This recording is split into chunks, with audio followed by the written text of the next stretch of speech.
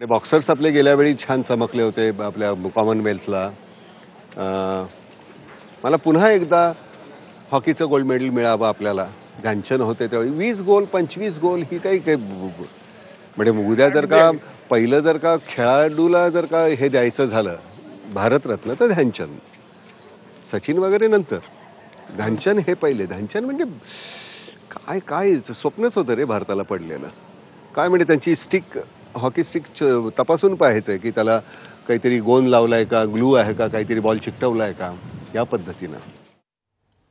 अण्णा हजारे यांच्या आंदोलनानंतर बराच काही बदल झालेला आहे आणि मुळात अण्णांचं टार्गेट हे कुठली व्यक्ती नसून प्रवृत्ती आहे हे सुद्धा लक्षात घेतलं पाहिजे असं सुद्धा नानांनी म्हणणं मांडलेलं आहे. नाही, अजून पण चेहरे नाही बघत, अजून तरी मला टार्गेटच दिसतंय. पण आता खूपशी मंडळी ऑन टार्गेट.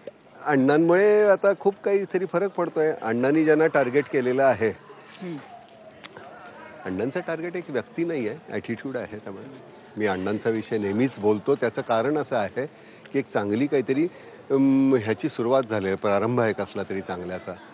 त्याची सुरुवात अडखळत असते, अमुक असते, तमुक असते, पण लोकांचं त्याच्यामधला सहभाग एकंदरीत सगळं इतकं छान चाललंय.